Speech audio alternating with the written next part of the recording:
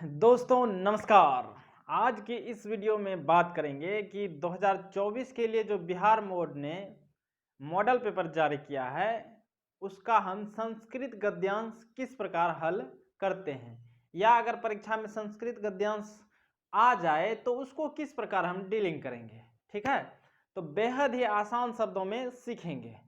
सबसे पहले जो आपको गद्यांश दिया है उसको 2 बार कम से कम पढ़ना है। ठीक है, 2 बार आपको पढ़ना है, चाहे टूटा फूटा भी पढ़ने आए तो भी पढ़ना है।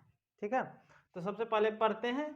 अगर आप इसका अर्थ लगा सकते हैं तो अर्थ लगाने की कोशिश करेंगे। तो पहले हम शुरू करते हैं। एकदा एकह काकः पिपासितः आसीत। एक बार एक कौवा प्यासा था। ठीक है, एकदा एकह काकः पिपासितः आसीत। एक बार एक कौवा क्या था? प्यासा। सह जल पाना इतस्ततः अभ्रमत परंतु सह कुत्रापि जलम न अपश्यत। ठीक है, सह जल पाना है, वह जल पीने के लिए, किसके लिए? जल को पीने के लिए इतस्ततः मतलब इधर उधर, अभ्रमत मतलब भटक रहा था, परंतु परंतु उसे कहीं भी जल नहीं देखा, परंतु उसने कहीं भी जल नहीं देखा। अंते सह उद्याने एकम घटम अपश्यत, और अंत में उसने उद्यान में, ठीक है, उद्यान यानी बगीचे में एक घड़े को देखा। अंत में उसने बगीचे में एक घड़े को देखा। सह घटस्य समीपे अगच्छत, और वह घड़े के समीप में गया, यानी घड़े के पास गया। तदा सह घटस्य मुखे उपविशत अपश्यत च यत घटे तु स्व अल्पमेव जलम आसीत, और वह घड़े के मुख पर जाकर के देखा। यहाँ उपविशत का मतलब होता है बैठना, और वह जो है घड़े के मुख पर बैठा और देखा कि घड़े में तो बहुत ही कम जल है। ठीक है, हालांकि ये कहानी आप बच्चे में भी पढ़े होंगे। घड़े में बहुत कम जल है। सह जलम पानाय वारम वारम प्रयत्नम अकरोत, और वह जल को पीने के लिए बार बार प्रयत्न करने लगा। अब चूंकि घड़े में पानी बहुत कम है तो उसका घड़ा का मुहटी जो होता है, इस तरह का रचना होता है घड़ा का। तो यहाँ पर सकरा होता है, यहाँ पानी होगा तो घड़े का चोंच नहीं है ना जुटे, एक कौवे का चोंच तो नहीं जुटेगा इसमें। तो वह फिर भी प्रयत्न कर रहा था। सह जलम पाने सफल न अभवत, वह जल पीने में सफल नहीं हुआ।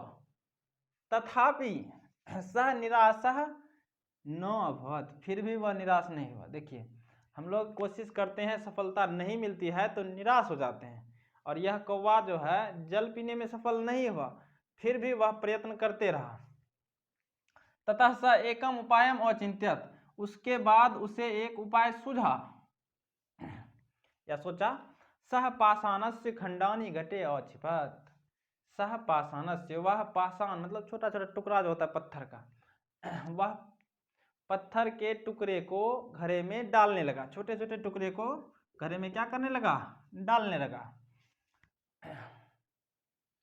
उसके बाद एवं घटस्य तल स्थम जलम घटस्य कंठे आगच्छत, और क्या हुआ कि घट के मतलब घड़े के तल से पानी, जैसे में पत्थर देने लगा तो पानी धीरे धीरे धीरे धीरे ऊपर चले आ गया। तो घड़े के तल से जल जो है घड़े के कंठ तक पहुंच गया, यानी यहाँ पर चला है। और सह पर्याप्तम जलम अपिबत, उसने पर्याप्त जल पी लिया, पानी ऊपर आ गया तो पीबे न करेगा। सह अति प्रसन्न अभवत, वह बहुत ही खुश हुआ। ठीक है, इस तरह से आपको गद्यांश पढ़ लेना है। उसके बाद आप प्रश्न को देखेंगे। पहला प्रश्न है एक पदेन उत्तरत, मतलब एक पद में एक शब्द में उत्तर देना है, जो कि 2 गुना 1 मतलब 1 अंक का प्रत्येक प्रश्न है, और ये 2 ठो है। तो पिपासितः कः आसीत, प्यासा कौन था? तो हम पहले लाइन में बताए थे एकदा एकः काकः पिपासितः आसीत, एक बार एक कौवा प्यासा था। तो पिपासितः कौन था? तो काकः, एक पद में उत्तर देना है, तो हमारा हो जाएगा काकः। पिपासितः का आसीत हो जाएगा काकः। काकः कस्य मुखे उपविशत, काक यानी कौवा जो है किसके मुख पर बैठा? तो काक किसके मुख पर बैठा था? तो यहाँ पर देखिए, सह घटस्य समीपे अगच्छत तदा सह घटस्य मुखे। ठीक है, घटस्य मुखे उपविशत, घटस्य मुखे उपविशत, वह घड़े के मुख पर बैठा। तो क्या हो जाएगा? कस्य मुखे, तो घटस्य मुखे, घरे के मुख पर बैठा।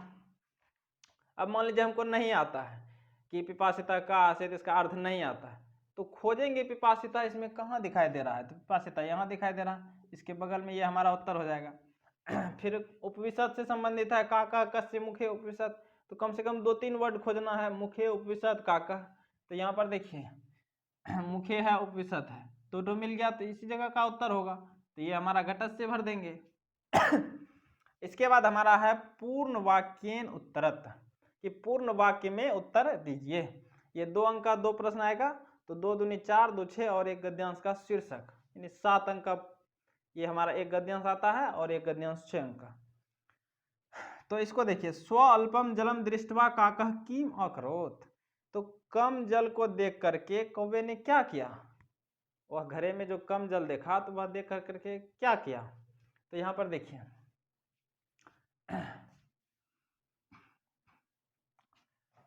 सह जलम पानाय वारम वारम प्रयत्नम अकरत, वह जल को पाने के लिए बार बार प्रयत्न करने लगा, यानी पीने के लिए।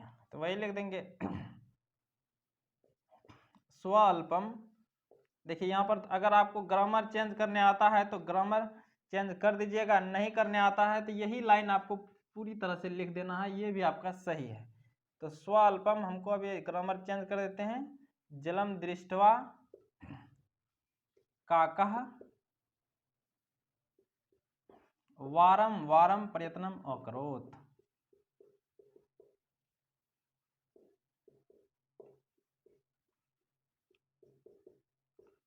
ये हो गया कि स्वल्पम जल्पम दृष्टवा, कम जल देख करके काक यानी कौवा बार बार प्रयत्न करने लगा।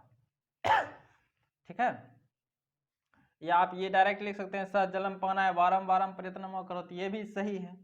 ठीक है, उसके बाद हमारा है पिपासितः काकः कदा प्रसन्नः अभवत्, प्यासा कौवा कब प्रसन्न हुआ, तो बताए थे जब वह पानी पी लिया तब जाके, नहीं।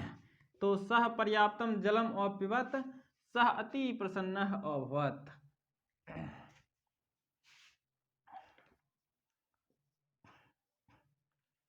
लिख देंगे डायरेक्ट सह पर्याप्तम। अगर आपको ग्रामर चेंज करने नहीं आता है तो वो डायरेक्ट लिख दीजिए, वो भी सही है, वो भी आपको एग्जामिनर नंबर दे देगा जो कॉपी चेक करता है। जलम अपिबत सह अति प्रसन्नः अभवत्।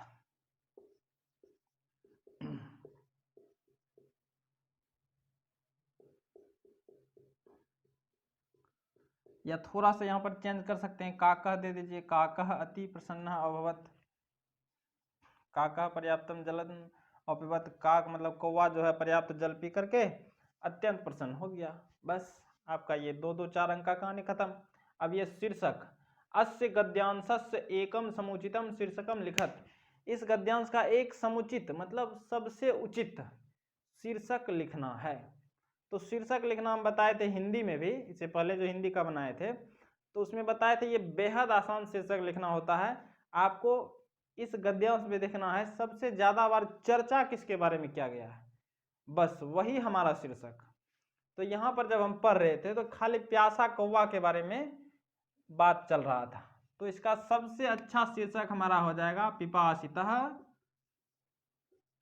काकः प्यासा कौवा, पिपासितः काकः प्यासा कौवा। तो उम्मीद करते हैं कि आपको बेहतर समझ में आया होगा।